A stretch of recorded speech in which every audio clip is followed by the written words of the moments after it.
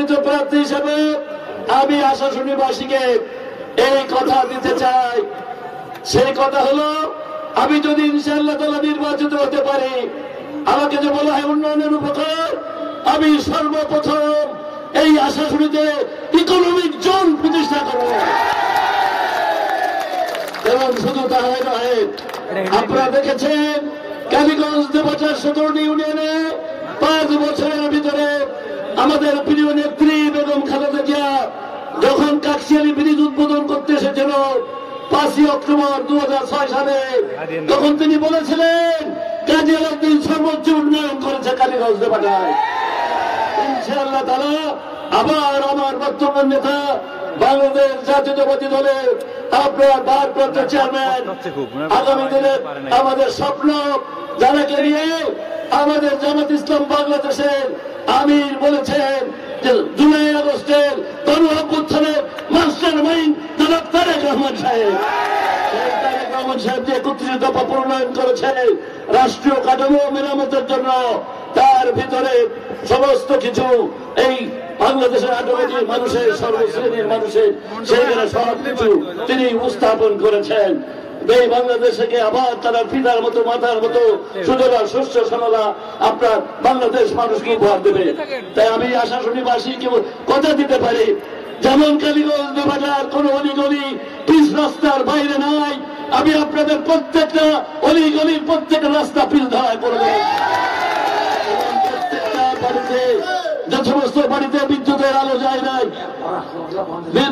বিদ্যুতের আলো যায় নাই, সেখানে বিদ্যুতের আলো ইনশাআল্লাহ পৌঁছে দেব।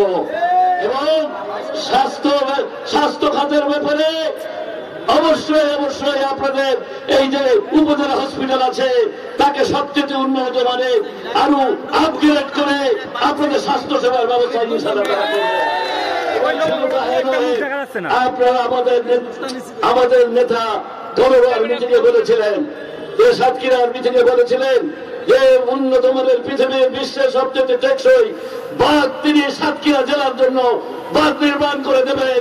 তাই আশাশুনির প্রত্যেকটা বাঁধ আমি তারা সাহায্য আমি বাঁধগুলো টেকসই বাঁধ রূপান্তরিত করব। এবং আমি ঘুরে ঘুরে দেখেছি অল্প সময়ের মধ্যেই 11টা ইউনিয়ন যখন ঘুরেছি তখন দেখেছি আসলে জল নিষ্কাশনের কোন ব্যবস্থা নাই, কোন আপনার ড্রেনের ব্যবস্থা নাই, শহরে ড্রেনের ব্যবস্থা নাই। অবশ্যই পানি নিষ্কাশনের ব্যবস্থা দ্রুত গতিতে করতে পারবো, আমি চেষ্টা করবো ইনশাআল্লাহ তাআলা। আপনারা দেখেছেন কালীগঞ্জ দেবচার 17টা ইউনিয়নের আমি সমস্ত ইউনিয়ন কমপ্লেক্স করেছিলাম। কাকশিয়ালী ব্রিজের উপর নদীরপুরে ব্রিজ, খানজিয়া ব্রিজ, আপনার সাকরা কমলপুর ব্রিজ, আপনার বাসতলা ব্রিজ সহ শত শত কিলোমিটার রাস্তা করেছিলাম। আরো বলতে চাই, আমি মসজিদ মাদ্রাসা এতিমখানা শুধু উন্নয়ন করি নাই, আমি প্রত্যেকটা মন্দিরে আমার সবাই 17টা ইউনিয়নের খবর নিয়ে দেখেন, আমার সনাতন ধর্মী ভাইদের কোন মন্দিরে একাধিকবার আমি উন্নয়ন করে দিয়েছি।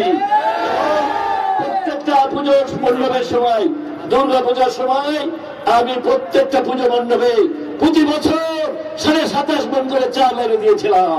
এবং আমি তাদের প্রত্যেকটা নিরাপত্তা তাদেরকে আমি একেবারে মা যেমন তার কোলের শিশুকে বুকের মধ্যে রেখে দুধ খাওয়াই, আমি সেইভাবে কালীগঞ্জ দেবচার আমার সনাতন ধর্মী ভাইদেরকে সেভাবে রেখেছিলাম। তার নিদর্শন আপনারা আশাশুনি সাধারণভাবে বক্তৃতার মধ্যে বলে দিয়েছে। তাই আমি বলবো ওই দুঃসময়ে আপনারা যেভাবে আমাকে সম্বর্ধনা দিলেন, আমি যেন আল্লাহর রহমতে আল্লাহর কাছে কামনা করি, হে আল্লাহ আপনি যেন এই হক এই আমানত আমি রাখতে পারি এবং তাদেরকে অবশ্যই এই বলে আল্লাহ তাআলা যাতে করে ওনাদের প্রচেষ্টাকে সফল করে বাংলাদেশ জাতীয়তাবাদী দল তখন 1979 সালে 3/4 মেজরিটি নিয়ে বহুদলীয় গণতন্ত্রের মাধ্যমে রাষ্ট্রীয় ক্ষমতায় গিয়েছিল। 91 সালে বেগম খালেদা জিয়ার নেতৃত্বে যেমন রাষ্ট্রীয় ক্ষমতায় গিয়েছিল, উৎপাদন উন্নয়নের রাজনীতি করেছিল, তেমনি 2001 সালে আবার এই বাংলাদেশ জাতীয়তাবাদী দল রাষ্ট্রীয় ক্ষমতায় গিয়েছিল।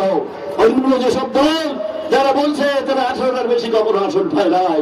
তাই আমি বলবো ইনশাআল্লাহ তাআলা যখন ডক্টর ইউনূস সাহেব বুঝতে পেরেছেন ওই বৈদেশিক জরিপের মাধ্যমে, আন্তর্জাতিক বিশ্বের জরিপের মাধ্যমে যে বাংলাদেশ জাতীয়তাবাদী দল আগামী নির্বাচনে 3/4 মেজরিটি পেয়ে রাষ্ট্রীয় ক্ষমতায় যাবে শুধু লন্ডনে ছুটে চলে গিয়েছেন, যে বাংলাদেশের আশা আকাঙ্ক্ষার প্রতীকের কাছে চলে গেছেন, যে বলেছেন আসেন বসি আমরা বাংলাদেশের মানুষকে ভোটাধিকার ফিরিয়ে দিই। আমাদের নেতা বলেছিলেন যে আমি যারা 24 ঘন্টার ভেতরে 18 ঘন্টা সময় দিয়ে কোটি কোটি আমার বাংলাদেশ জাতীয়তাবাদী দল এবং বাংলাদেশ জাতীয়তাবাদী দলের অঙ্গ সহযোগী সংগঠনকে আমি যেভাবে পরিশ্রম করাচ্ছি, তার মানে এই নয় রাষ্ট্রীয় ক্ষমতায় যাওয়ার জন্য। আমরা এই পরিশ্রম করছি একটিমাত্র কারণে, বাংলাদেশের 18 কোটি মানুষকে তাদের গণতান্ত্রিক অধিকার, তাদের ভোট অধিকার ফিরিয়ে দেওয়ার জন্য।